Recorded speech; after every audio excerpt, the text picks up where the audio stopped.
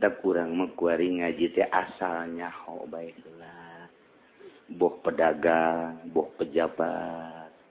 Asalnya ho baiklah bener teh kos kumaha abeh datang ka imam merenung. Minimal tepati sombong teh. Oh, aing teh orang tepati bener. Tah minimal kos itu baiklah. Lamun teu jauh ka bener mah datang ka paeh pan terus bae naudzubillah min mendak eusina ngaji teh kadanan ku langsung dipake minimal atuh jadi koleksi bae heula di jero hati. Jang engke jaga ketika geus hayang balik ka Gusti Allah aya baha. Mun teu dicaritakeun nu aslina deuk iraha nyaho. Deuk iraha nyaho sakadar nyaho bae heula. Heulanan sugan we geus nyaho mah aya pitulung Gusti Allah Subhanahu uga dengan musonif dina ieu pasal rek nerangkeun hadonah aya istilah hadonah dina fikih hadonah teh pertanggungjawaban nanggung jawab nu kudu diurus saha teh nu kudu ngurusan Zaid rumah tangga jeung sarwiti boga anak imah tangga geus 2 tahun teh alhamdulillah kuari ngalahir anakna di bulan Rajab di ngaranan Muhammad Rajbi Rajab berarti. Teu kudu hese-hese. Bongana Agustus Agus. Desember Desi. Oktober Oktavia. Babari bae jangaran mah kitu. Kameneran keur sasapu ngaranna teh ya. Runtah. Babari kolot bae lama kos kitu bae. Boga anak Ki Zaid teh kakarak sabulan ai prak eta Zaid jeung Nyi Sarwiti teh masyaallah cek sok gede badai datang berarti nyanang geus teu bisa ngendalikeun nu tadina surat cintana sehidup semati poho kuari surat cinta nu dijadikeun mustika kunyana diteden di handapeun lamari kuari cekcok gede luar biasa gara-garana Sarwiti SMS-an jeung lalaki sejen. Merajalela ya kuari. Awawe ninggalkeun salaki di Cikupa tarololnya saya. Nah, cekcok. Ternyata itu bisa dipertahankan. Zaid nibakeun tolak ka Nyi Sarwiti. Geus teu hayang deui aing. Taya kuari statusna kan pisah. Tadina tolak hiji susuganan we ka ditu bisa rujuk deui. Tanya deui Ki Zaid kumaha deuk rujuk deui teu hayang aing memoal ngaletak ciduh aing. Waduh. Keras Ki Zaid. Lain dirujuk tambah deui tadina tolak hiji jadi 2. Tolak deui we 2. Sugan empe menang sabulan teh sugan empe. Nah, kuari ditanya deui lantaran karak boga anak sabulan. Nah, ieu kuari ditanya deui terus henteu. Lain deui terus endahan nambahan deui hiji 3 bain kubro. Dak aing moal balik deui emang kos eueuh deui bikang. Eta kos kitu tah. Gagarak modalnya anak ku aing, leuwih na ditiir ku aing.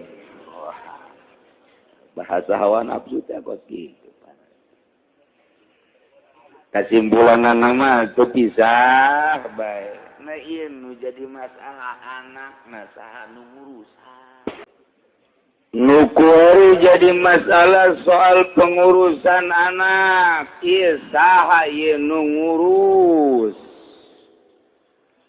Hiji ngurusan mandianana, nyusuanana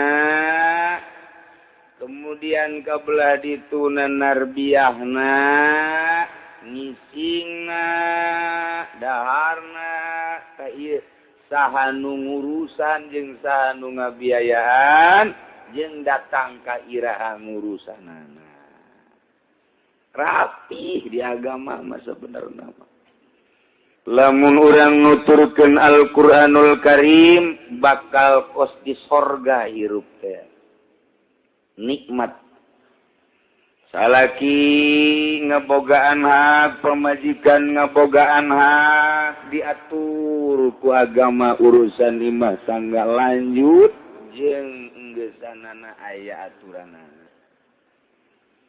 urusan kenegaraan rakyat jeung pamarentah cukup dina Al-Qur'an ngatur Kangjeng Nabi geus ngalaksanakeun berikut para khulafaur rasyidin dilanjutkeun ku para tabi'in nikmat jasa hirup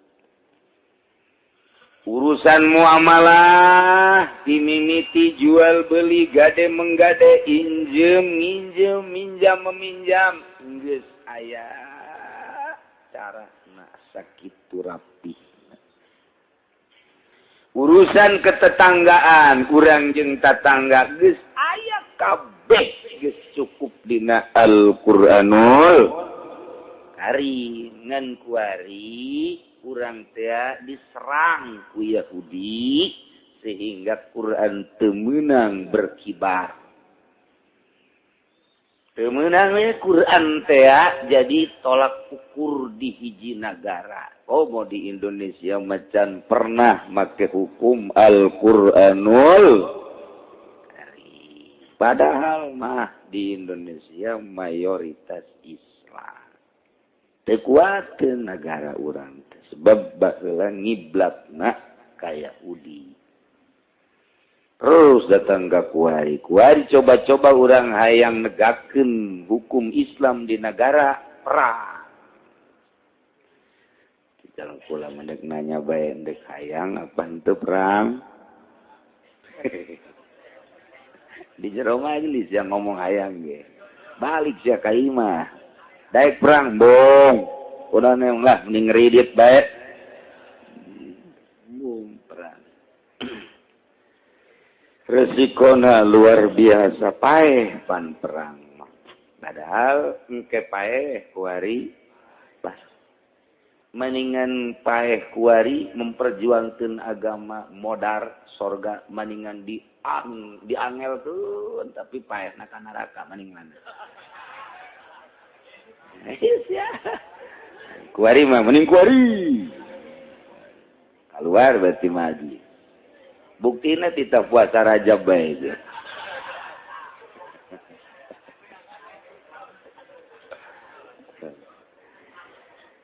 Berat negakeun agama teh pohara komo di akhir zaman kuari. Boro-boro urang dek make sistematik. Al-Qur'anul Karim diterapkan sebagai sistem di negara cacak-cacak ngomongkeun agama lempeng baik lurah kasinggung camat kasinggung bupati makomo kasinggung biasa padahal mun ditanya agama nanaon sia Islam ketika nyaritakeun Islam nu bebeneran kasinggung sebab di benak hatina geus kalimpudan ku hawa nafsu sinar ilahina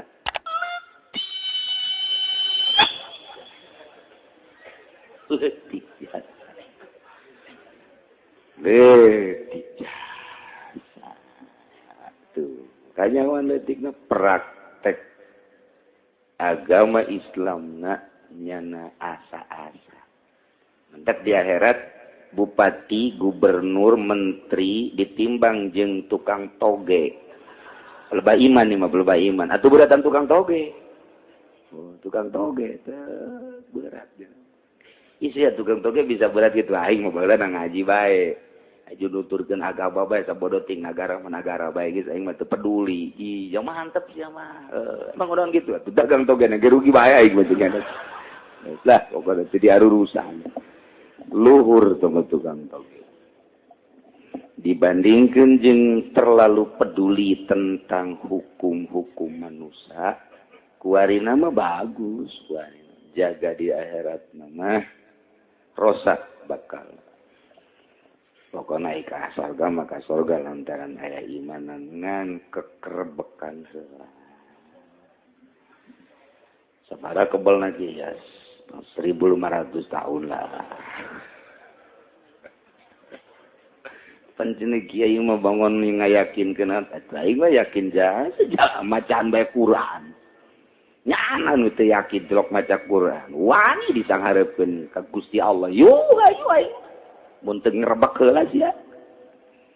Gitu. Ku yakin-yakin bae mah. Lah cenah meureun bohong. Leg-leg kabohongan sia. Nyaho ieu mah keur nyarita tak urusan nu kos kieu geus anggeus al yauma akmaltu lakum dinakum wa atmamtu alaikum nikmati wa raditu lakumul islam mun can anggeus moal kadimawatan kang kieu mantap kurang mah kuari ngaji teh asalnya ho bae heula boh pedagang boh pejabat asalnya hobay heula bener teh kos kumaha abeh datang ka imam merenung minimal teu pati sombong teh oh aing teh orang teu pati bener tah minimal kos kitu bae heula ulah asa aing dasi ambay-ambayan balok di dieu bolalade haju asa bener bae pan eta mah pan ngaranna nu kos kitu mah tah katinggang tangga modar salah aing ngomong tah. Aduh, Masya Allah. Minimal orang teh introspeksi, aing orang teh berarti bener ya. Masya Allah. Istighfar. Tepati rosa takabur sanajan ngajabat, sanajan bergelut di ekonomi. Di satu saat mah nyana teh berpikir hayang ngabersihan awak itu. Sebab nyahoka bener. Lamun teu nyahoka bener mah datang ka paeh pan terus bae naudzubillah min. Mendak eusina ngaji teh kadanan ku langsung dipake minimal atuh jadi koleksi bae heula di jero hati. Jang engke jaga ketika geus hayang balik ka Gusti Allah aya bahan. Mun teu dicaritakeun nu aslina deuk iraha nyahona. Dikira hanya hona sakadarnya howe heulana heulanan sugan we atuh geus nyaho mah aya pitulung Gusti Allah Subhanahu eta lamun dibere taufik kos kitu tah bahasana mun teu dibere taufik mun teu aya ngaji aing ngaji sukara ditu jasa ulah ngaji ka Cileumok dicarekan bae aing nyangan deui Kiai Golkar bisa disogok.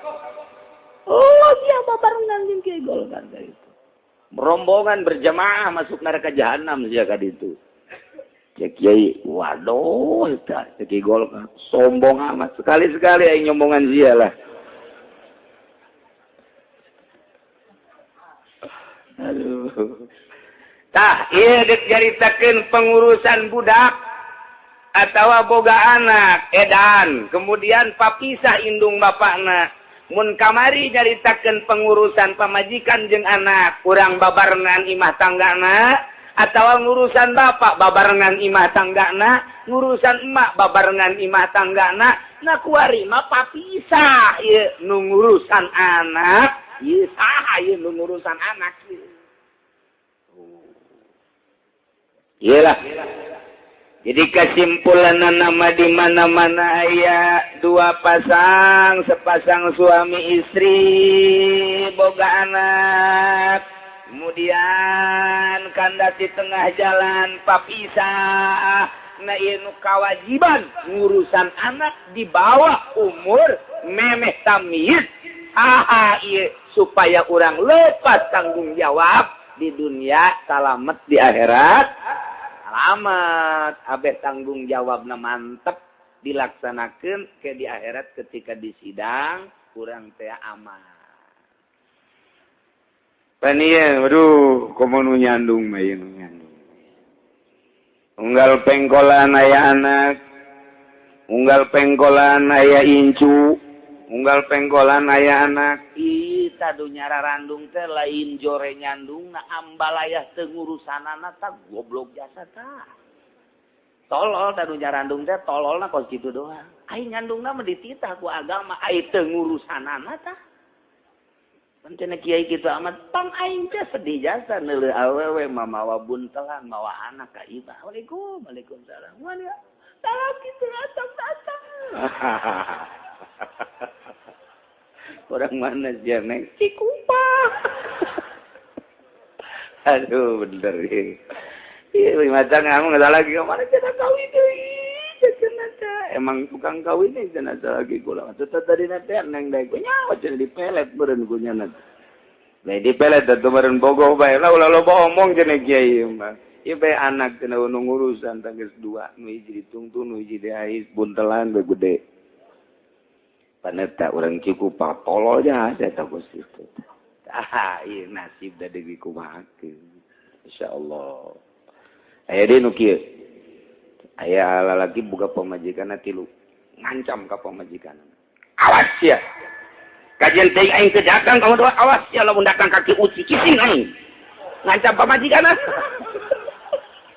Sebab aing wau panjang Ki Uci na awas ya mun pokona mah sia lamun ka Ki Uci dicapi jeung ku aing. Atuh jana bebe aja dia tolol.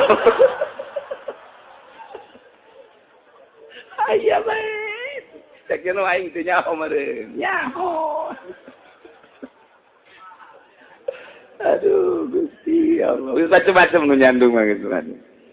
Nu nyandung mah macam-macam. Atuh endeu ka mana nyana ngomongna kitu ge keur dihareupeun ketika teu balik-balik mah panjana deuk menta tuluna ka mana.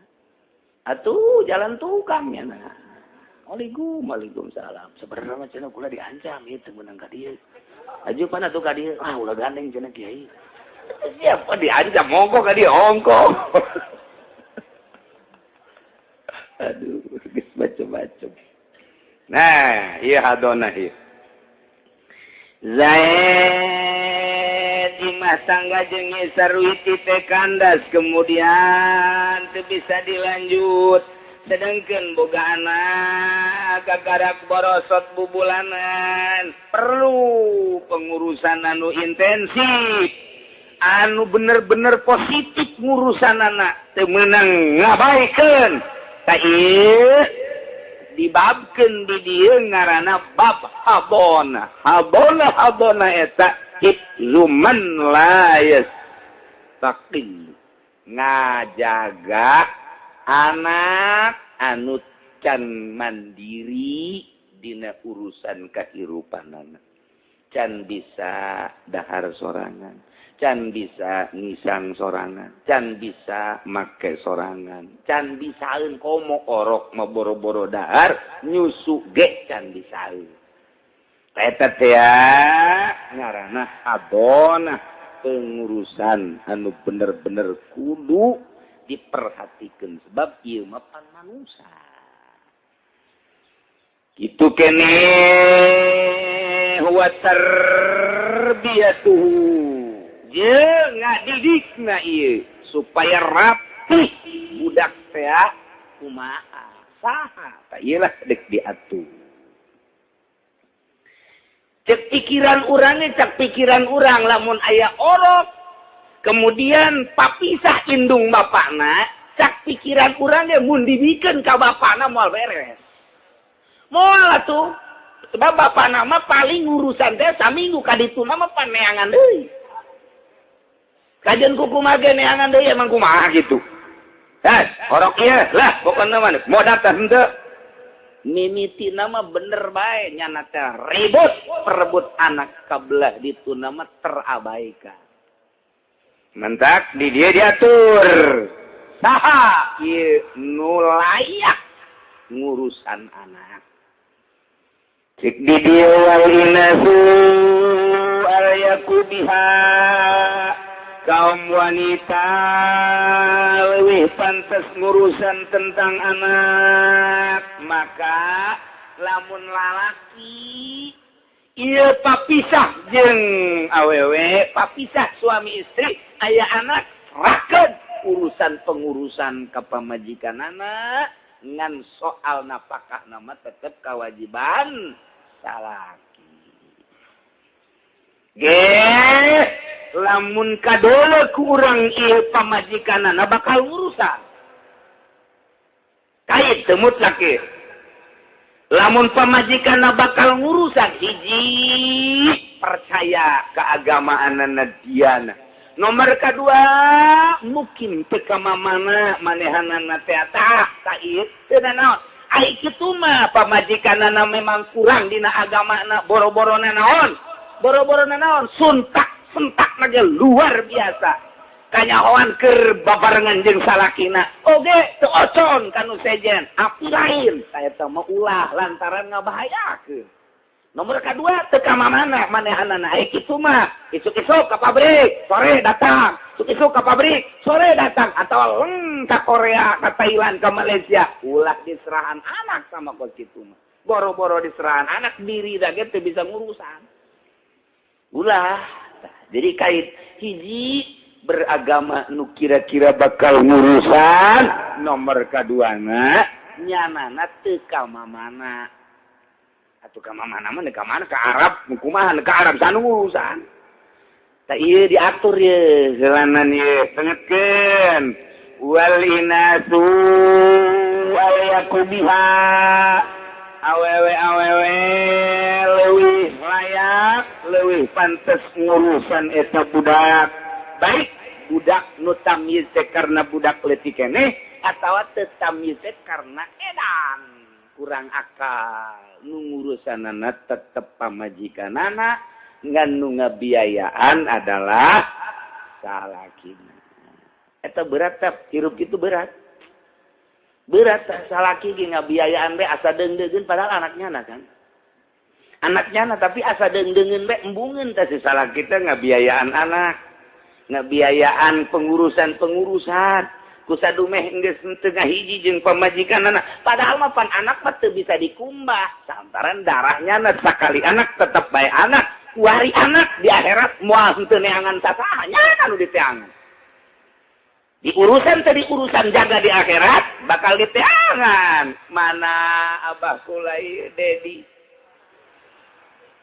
Dedi abah ka mana ieu dek minta pertanggungjawaban baheula di pasantren henteu di sakolahkeun henteu dididik henteu aju emak ge henteu dibere napakah abah Edi ka mana ieu abah Dedi jangan malaikat teh ayo coba jangan gaditu yauma yafirul mar'u min akhihi wa abihi wa ummihi lulumpatan di teangan ku bapak, ku emak, ku pamajikan, di teangan ku anak dek dipenta pertanggungjawaban anak, lumpat ke masrik, seuneu, lumpat deui ka kidul, seuneu, lumpat deui ka wetan, seuneu, lumpat deui ka kaler, seuneu.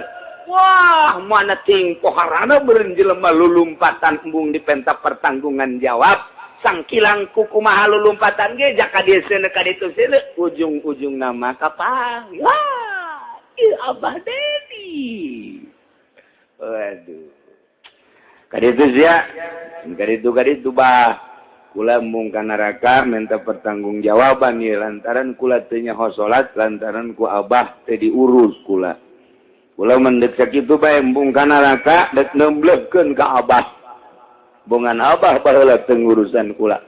Dalam urang boga pikiran kadinya moal datang ka henteu ngurusan. Ieu pan urang nu mantap embung ngurusan teh padahal mah ulah keur eueuh keur ayana ge teu hayang asa lain-lainna deui padahal anak sorangan. Masyaallah. Nah ieu. Jadi nu ngurusan mah tetep bae awewe saha atuh ieu nu ngurusanana? Wa ulahuna utama na di antara awewe indungna nupang utama ngurusan eta budak indungna eta budak heula indungna eta budak mun bener-bener bakal ngurusan kahiji nomor kaduna teu ka mamana sakitu bae heula tah tanggung jawab penuh terhadap anak teu meunang dikanu sejenkeun kudu nyana nu ngurusan sebab anaknya. Lamun dikanu sejenkeun eta kudu musyawarah heula jeung salakina. Nyokot mah nyokot ngan diuruskeun ka batur pan eta ngaranna tambah tali tambah daun.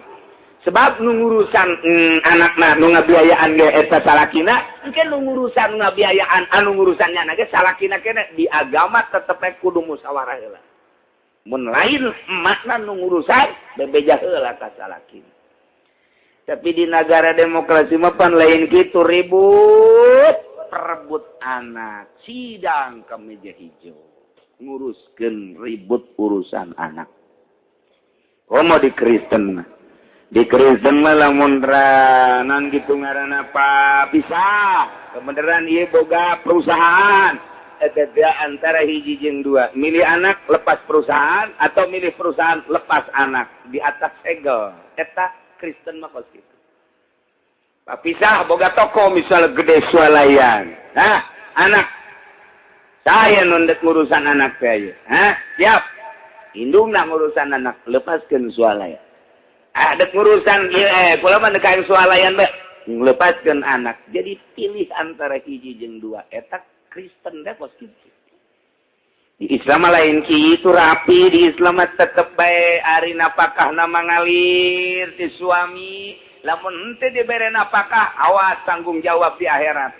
Pengurusan budakna ngising teh ngaampokan teh nyusuan teh mandian teh ieu adalah urusan indungna rapi geus engke salakina ngiriman unggal bulan ka dinya pangajikanana atuh terus ngurusan ke datang deui ka dinya paling anjang we gitu susugan. Eta selama pamajikan anak bener-bener ngurusan ke anak, masalah. Menang be 5 bulan, 6 bulan, pan sedo na geus masang deui. Lipen na geus kandel deui. LDL na geus anyar deui. Waduh, luar biasa. Jadi beger deui atuh jang ora keneh. Tak ieu pan ngurusan anak teh terbengkalai. Terbengkalai ieu teh ieu lamun nyana beger deui boga kabogoh deui kamari kapan kawin teh jeung tatanggana ieu urang cikupat eta jeung urang pacar kemis kuari mah boga bebene urang bojong pan anak terbengkalai eta anak lamun nyana keur ngobrol keur bobogohan ngaranna gerangna ieu itu ge duda deui sarua nah kuari anak ceurik bae lain di ais disusuan dibekem punyana gandeng siap, nah ganggu emak baik. Bisa-bisa 2 kali 3 kali modar ke budak. Jadi salila budak teh diurusan. Bener-bener diurusan. Kemudian nyanana teu ka mana ngurusan budak baik teu ka pabrik teu ka mana, silakeun indungna. Tapi begitu manehanana, kawin deui. Ieu ulah dibikeun ka indung geus kawin deui. Lantaran nyana sibuk ngurusan salakina. Mal kaurus ta budak tah. Mantep gede hulu. Budak bakalna gede hulu teu kaurus, sebab ngurusan bapana ge pan 2 huluna. Teu kaburu, jadi 3 ngurusan hulu burung. Teu kaburu. Tah ieu. Ulah seuris ya. Tah ieu teh salila can kawin. Si Sarwiti, silakan urusan eta budak ketika geus kawin musyawarah deui jeung salakina. Musyawarah. Aya naon dipanggil teh lain kula kamari ieu mah ngurusan anak teh lantaran can kawin, kuari mah geus kawin nyawa sorangan kan ai anak batur mah kula anak sorangan ai salaki mah. Ngaranna ge anak tere aya bejana, ku ayeuna sakitu tah ieu mah neuk musyawarah deuk kumaha ngurusan budak. Oh, sadaya kan. Bawa ku salakina uruskeun ka batur atawa dimusyawarahkeun mun teu ngurusan indungna na ye summa ummahatun yudlina bi inasin lamun geus teu bisa ngurusan tasik makna ka eta anak hiji lantaran kurang agama atawa tengurusan teh lantaran ditinggal-tinggalkeun bae ka pabrik komo ka luar negeri atawa tengurusan teh lantaran kawin deui sibuk urusan salaki wari pindah pengurusan anak dengan musyawarah ummahatun ka mana teh berarti makolot yudlina biinasid terus baik ulah kapisah kusasa mana eta budak boga emak ta eta nu ngurusan mun urung eta teu ngurusan mana emak saha uyut mun uyut na teu bisa ngurusan mana emak mun bau na teu bisa ngurusan mana emak eta teh yudli nabi inasin ai di kitab mah eta harare eta yudli nabi inasin kudu disurahkeun kos kitu tayudli nabi inasin teh ngajurus ti jihad emak bae pan aya kieu pamajikan boga emak boga abah boga bapa tah ieu pamajikan ieu mana ieu bapana panti mana boga emak panti bapa ti bapana ge boga emak tah ulah ti jihad bapa nu urusan teh ulah dibikeun ka makolot ti jihad bapa tapi makolot ti jihad emak pan ieu mah ieu mana emak ieu mah mana bapana emak wari mah heuheuan balik sia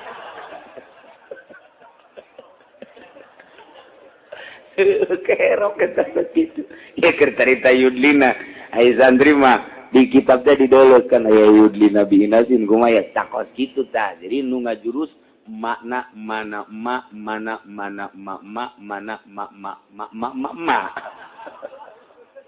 kitu eta mah dan ngurusan eta kurang sebab kapisah ku bapak lain deui karakter kapisah ku bapak lain deui karakter tapi lamun ngajurus mana eta leuleuy beda awewe mah ka anak teh nyaah bae ka anak teh deudeuh bae nu mantap kuari mah kaget di akhir zaman mah lamun aya emak mikeun anak kaget biasana sanajan anak haram anak zina anak jadah ka anak mah deudeuh bae tapi di tahun 2000 ka dieu eueuh ka deudeuh loba nu mikeun anak di Sanghyang dipikeun di hareupeun lawang di Cikupa di hareupeun lawang di Pasar Kemis dipikeun ka Ranca Pondok geus loba bae pokona eta teh kuari mah awewe teh dipikeun ka nyaah kanu jadi anak teu inget pagaweannya na baheula mah sanajan anak haram sanajan anak zina tetep deudeuh jeung nyaah teh aya dicabut di akhir zaman mah dipikeun bae aya nu dicacak anak teh aya nu dicekek anak teh aya nu dipikeun ka walungan anak teh dipikeun ka sawah dipikeun ka pasar aya nu diantepkeun bae di rumah sakit swabodo teuing teu nyaah berarti kan ka anak ieu lah di akhir zaman mentek tetep sakitunya ahna indung kanu jadi anak tetep baik musyawarahkeun urusan pengurusan lantaran ieu mah lain kucing tapi kan ieu mah manusia apa pengurusanana hiji urusan dahar nginum jeung pakena nomor kadua urusan ngalempangkeun pikiranana didikan tarbiyahna ieu engke ieu keuna bisaeun maca Quran keuna nyahoan ka hukum Islam keuna pinter dina beragama na pan eta nu kudu ngadidik awalan indung nah ieu wal inasu al yakubiha mun indungna ieu geus teu bisa maka engke pindah kuari ka mana emak berarti emak kolot geus wa aulahunna ummun pang utama nama mana nu urusan ummahatun yudlina bi inazil ngan kayu qaddamu aqrabuhunna lakeun nupang handap-handapna nupang deket-deket mimiti makna eta budak dengan biaya salaki sing ade mun mana geus teu mampueun lantaran geus teu kepercaya mana emak tetep biaya ti salakina kena ti bapana eta budak mana makna geus teu bisaeun na ieu kakara ka mana mak berarti cek ngomong urang nama mimiti mana teu mampu makolotna geus mbungeun keneh ngurus lantaran teu kasiweur adalah uyutna teu kasiweur adalah baona teu kasiweur beuki eueuh sabenerna ngan ngomong doang tuh beuki ka ditu geus cari tulang sabenerna mah ngan carita ngomong teh kos kitu yuqaddamu aqrabuna ulah kieu ye aya makolotna aya uyutna aya baona panjang umur ya baona ye panjang umur 150 tahun meureun ya umurna ye aya makolot aya uyut aya baona eta ulah dibikeun ka bao atawa ka oyot tapi ka makolot heula nini heula kakara ulah ka uyut atau ulah ka bao na ieu karangan kitu ngaranna uyut heula salila aya keneh akroban uyut batan bau wal jadid wallahu a'lam.